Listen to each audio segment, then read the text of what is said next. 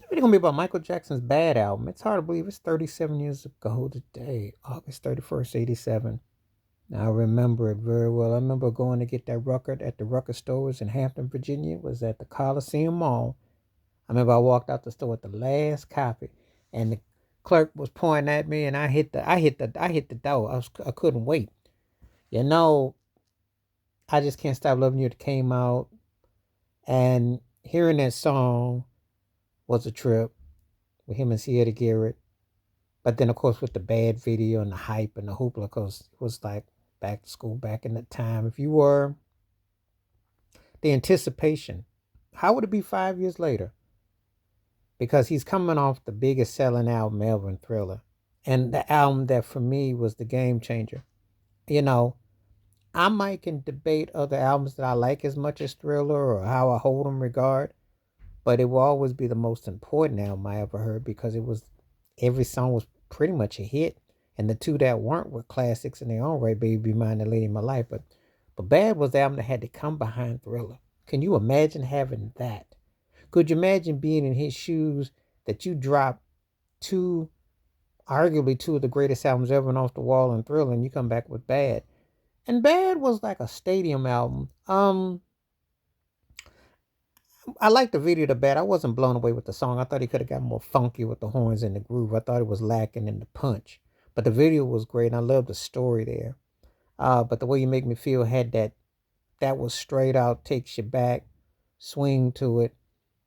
Always a classic. Speed Demon, knowing the story about that, the synth pop of it. Um, Dirty Diana was catchy. Smooth Criminal was cold. That one has just gets better with time. It's cold. Didn't really care for Just Good Friends with him and Stevie Wonder, and then the Ken folks, but they didn't really bring it. But I like Get It Better, which was on Stevie Skeletons. I Just Can't Stop Loving You was definitely aged well. Could actually been like a country type of song. Had a nice vibe. I like the melodicness of it and the different language of it because it was in Espanol, so it was tight. Man in the Mirror was the classic. That was classic MJ. When he did it live, you felt the aura of it. Amazing. And then of course the addition of Another Part of Me was a jam. That song was bumping. That was from the Captain EO. They did that in the movie. So that was tight. I like that. All the versions I've heard of that. And it was tight live too. And then Leave Me Alone, which was the CD bonus track, which was banging. I like the groove of it. Had that standard groove that he had from the way he made me feel, but it complemented. He he could do no wrong back then musically, you know.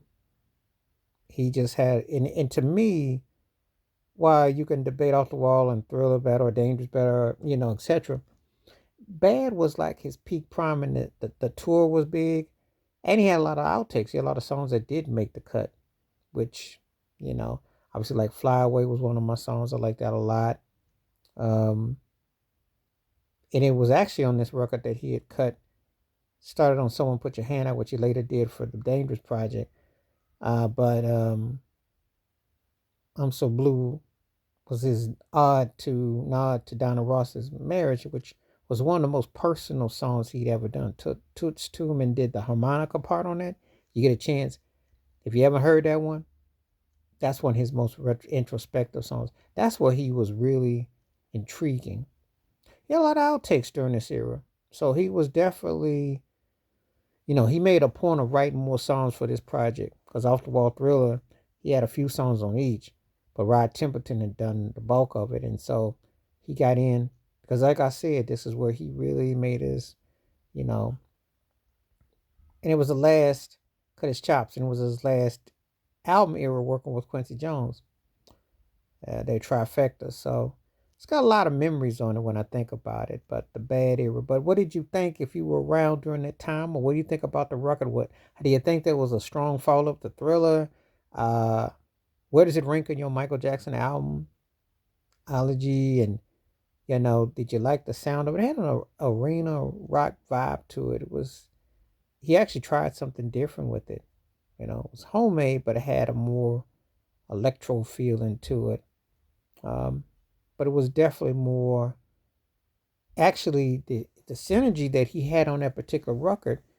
You can hear it in some of the production and some of the artistry, or some artists that were inspired by him more so, especially with the vocalization and the harmonies. You can definitely hear the textures of it. So there were some integral parts of it. He had more of a hand in the production of it too. He was definitely, he always had a hand in stuff, but you can always tell by the tone of it and the flavor of it. And all the engineering, all the great works. Um, there's some great stuff to be had by listening to the record and the harmonies and the vocals and it's a lot of greatness to it. So tell me your thoughts on the Bad Project. This was the date. So actually it was 2 days after his birthday. So that's, interesting in hindsight. But anyway, please like, subscribe, welcome thoughts, comments, and I do respond. Thank you. Wash your hands, keep your mind clear, watch out for another. Share it if you like. Please hit that membership, because when you do, the requests you make, I get them back to you. Stay safe, stay blessed, stay focused, stay real, stay honest, stay sincere, stay clear, stay clean. I'm out one time. Peace.